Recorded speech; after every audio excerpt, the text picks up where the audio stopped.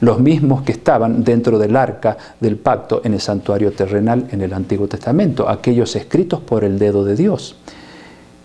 Y les quiero preguntar, ¿están los 10 ahí o será que alguno ha sido cambiado? No, lo que vio San Juan es el arca del pacto con los 10 mandamientos tal como están en Éxodo 20, incluyendo el 4º mandamiento que ordena la observancia del sábado. Interesante, ¿verdad? Vamos entonces a otro pasaje que se encuentra en el libro de Daniel, capítulo 7. Daniel, capítulo 7, sabemos que el profeta Daniel es complemento del profeta San Juan que escribió el Apocalipsis. Daniel, capítulo 7, versículo 9, habla de la actividad del juicio en el cielo. 7, 9. Estuve mirando hasta que fueron puestos tronos, y se sentó un anciano de días cuyo vestido era blanco como la nieve, y el pelo de su cabeza como lana limpia. Su trono llama de fuego, y la rueda del mismo fuego ardiente. ¿Se acuerdan cuando San Juan en el Apocalipsis, en el capítulo 1, describe la persona de Jesús con estas mismas palabras? Vestido blanco como la nieve, pelo de su cabeza como lana limpia. Aquí lo tenemos nuevamente. Un río de fuego, dice el versículo 10, procedía y salía de delante de él. Millares de millares le servían, ángeles. Millones de millones asistían delante de él. El juez se sentó y los libros fueron abiertos.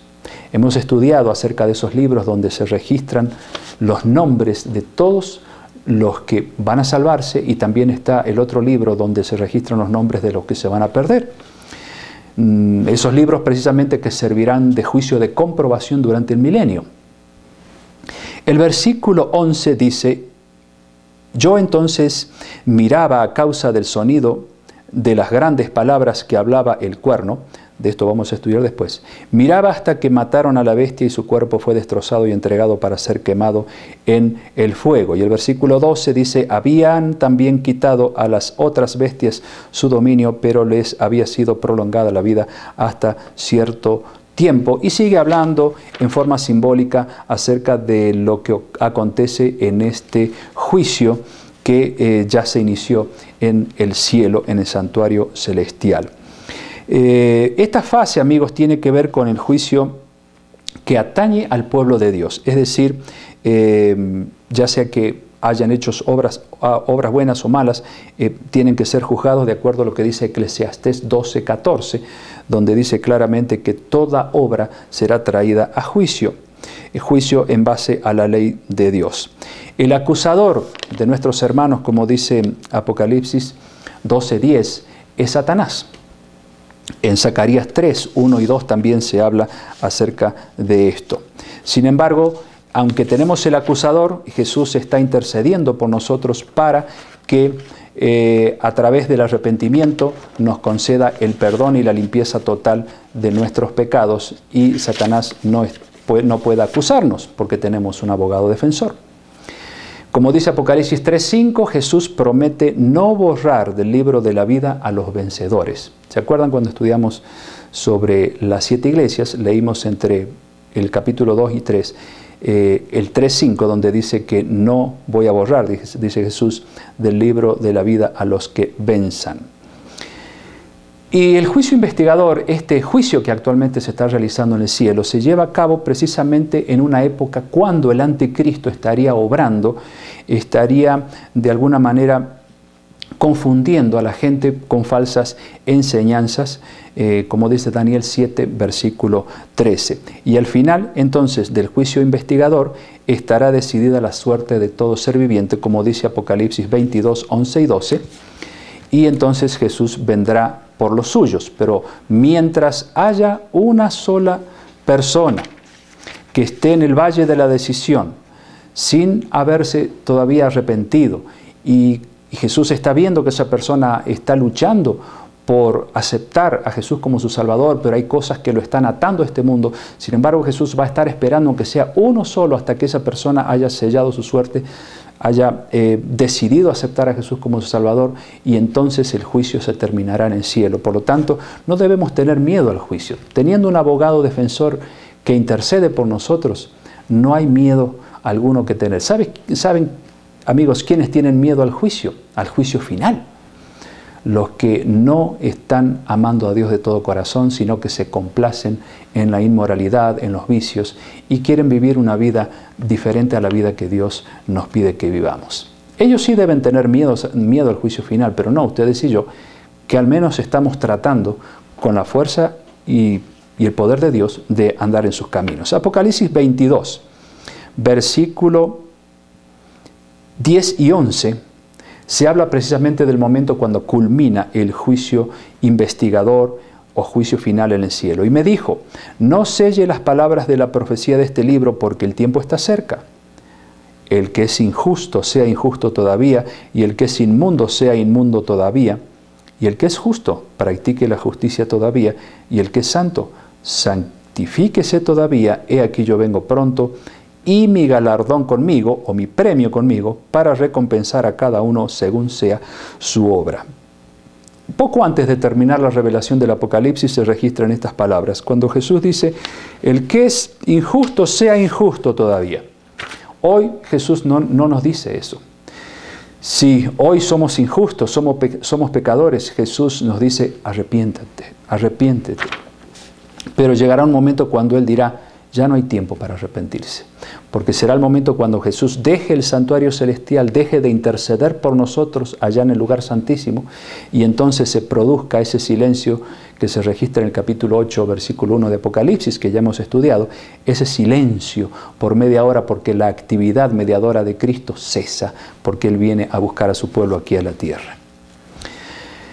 La segunda fase del juicio dijimos que va a ser durante los 1000 años. Apocalipsis 20, ya hemos leído ese capítulo cuando estudiamos del milenio. Allí, entonces, a manera de repaso, ustedes pueden volver a leer el capítulo 20 si quieren. Allí dice que los hijos de Dios habrán de entrar en esa otra etapa del juicio que se llama juicio de comprobación, donde los libros van a ser abiertos y donde los hijos de Dios podrán comprobar que Dios es justo en el hecho de haber declarado a algunos como salvados y a otros como perdidos. Eso es juicio de comprobación. Y al terminar los 1000 años, de paso el juicio de comprobación lo encontramos también en 1 Corintios 6, 2 y 3, que también lo hemos leído cuando estudiamos el milenio, donde dice que, San Pablo dice que los salvados habrán de juzgar a los ángeles, y en el sentido de comprobar cuál es por qué el veredicto de los ángeles caídos será la destrucción definitiva, y asimismo lo que va a pasar con los malvados. Al terminar entonces los 1000 años, viene la tercera fase del juicio, que es la última, y quiero explicarles algo que también lo podemos entender a la luz del trabajo que se hacía en el santuario terrenal en el Antiguo Testamento. Como dijimos recién, una vez al año ese santuario tenía que ser purificado, y así, una vez en la historia, Jesús también tenía que purificar el santuario en el cielo, es decir, hacer el juicio final, dar el veredicto final a los salvados. Y así en el santuario terrenal ocurría lo mismo. Toda esa sangre asperjada allí en el santuario representaba, por lo tanto, el perdón de los israelitas que habían llevado su animalito allí para ser sacrificado, y ese animalito, sabemos, representa al Cordero de Dios que quita el pecado del mundo. Era una figura de Cristo. Pero al año, cuando una vez al año el sumo sacerdote entraba al lugar santísimo para purificar al pueblo, había un macho cabrío que era por Jehová, un macho cabrío que era para expiar al pueblo. Ese macho cabrío era un símbolo de Jesús, sobre el cual Dios cargó toda nuestra culpa. Pero también había otro macho cabrío que no era por Jehová, sino por Azazel. Así dice en Levítico 16, pueden leerlo todo luego para entender mejor.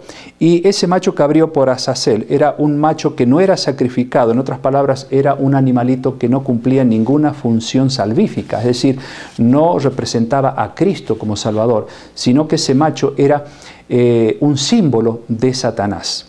Recuerden que después de los 1000 años Satanás será destruido, pero durante esos 1000 años él anda en el desierto de esta tierra sin poder hacer nada, porque no va a haber nadie aquí a quien engañar, porque habrá sido destruida totalmente la tierra. Ese macho cabrío en el Antiguo Testamento, en el santuario terrenal, era lanzado también al desierto, era librado a su propia suerte, y ese macho cabrío por Azazel representa a Satanás durante el milenio, y ese macho cabrío por ahí solo terminaba muriendo y no cumplía ninguna función sino simbolizar a Satanás en el Nuevo Testamento, especialmente en el tiempo del milenio y posterior al milenio, cuando él será destruido definitivamente. ¿Cómo describe el Apocalipsis la manera en que se cumplirá la última parte del juicio profetizado por el símbolo del santuario? Vamos a ver el capítulo 14, versículo 17 al 20 de Apocalipsis. Volvamos al capítulo 14, donde habíamos comenzado, y veamos entonces cómo se describe la última parte del juicio profetizado en el símbolo del santuario. 14, 17 al 20 dice así: Salió otro ángel del templo que está en el cielo, teniendo también una hoz aguda. Y salió del altar, otro ángel que tenía poder sobre el fuego, y llamó a gran voz al que tenía la hoz aguda, diciendo: Mete tu hoz aguda y vendimia los racimos de la tierra, porque sus uvas están maduras. Y el ángel arrojó su hoz en la tierra, y vendimió la viña en la tierra, y echó las uvas en el gran lagar de la ira de Dios. Y fue pisado el lagar fuera de la ciudad, y del lagar salió sangre hasta los frenos de los caballos, y por 1600 estadios. Todo este simbolismo, amigos, representa lo que va a acontecer después del milenio. Aquí se habla de que va a haber un gran lagar, digamos lago de fuego, las uvas son echadas allí, símbolo de los malvados, porque es el gran lagar de la ira de Dios, y de esa manera allí ellos sufren después del milenio ese fuego que desciende del cielo y los consume para siempre. El capítulo 20, versículo 11 al 15 también registra lo que pasa después del milenio. Y esta vendría a ser, como dijimos al principio, la fase ejecutiva del juicio. Es decir, cuando Dios ejecuta de una vez y para siempre a todos los malvados que no merecen la salvación y a Satanás y sus ángeles. Y por fin, cielos nuevos y tierra nueva, como dice Apocalipsis 21, donde nunca más habrá dolor, ni muerte, ni llanto, ni clamor, y todas las cosas que nos han causado sufrimiento en esta tierra habrán de terminar para siempre. Yo sé, amigos, que este es un tema que por ser nuevo para muchos de ustedes puede ser un poquito complicado de entender. Pueden volver a ver este curso, tienen la ventaja, gracias a la tecnología, de que pueden detener la imagen y retroceder y tratar de repasar un poquito las cosas que estamos diciendo a fin de que puedan tener una mejor comprensión de este tema. Y es importante que lo entiendan, porque cuando en la próxima lección hablemos de una gran profecía registrada en el libro de Daniel, que nos habla acerca de la hora del juicio final, cuándo llegó, cuándo se inició en el cielo el juicio investigador, ustedes van a quedar sorprendidos, porque lo único que puedo adelantarles ahora es que esa hora del juicio ya ha llegado. ¿Quieren saber cuál es la fecha? Pues en el próximo curso habremos de estudiar este apasionante tema. Espero que haya sido de su agrado este estudio, mucho simbolismo por supuesto, pero con la ayuda de Dios y de su palabra podemos ir entendiendo todas estas cosas maravillosas que están ocurriendo y que nos indican que muy pronto el Señor Jesús habrá de volver por ustedes y por mí, si nos portamos bien. Vamos a hacer entonces una oración para darle gracias a Dios. Querido Señor, gracias por estas revelaciones tan asombrosas que encontramos no solo en el Apocalipsis, sino en aquellos libros que le arrojan luz a estos misterios escritos por San Juan. Ayúdanos a prepararnos para ese día final que se viene rápidamente, cuando Jesús traerá su veredicto para cada uno de nosotros. Ayúdanos a no temer al juicio, porque el amor echa fuera el temor, como dice San Juan. Y si te amamos, Señor, estamos seguros de que nuestro abogado defensor habrá de darnos el perdón y también un lugar en el reino de los cielos. Bendice a mis amigos y acompáñanos en el resto de lo que queda de este curso. En el nombre de Jesús. Amén.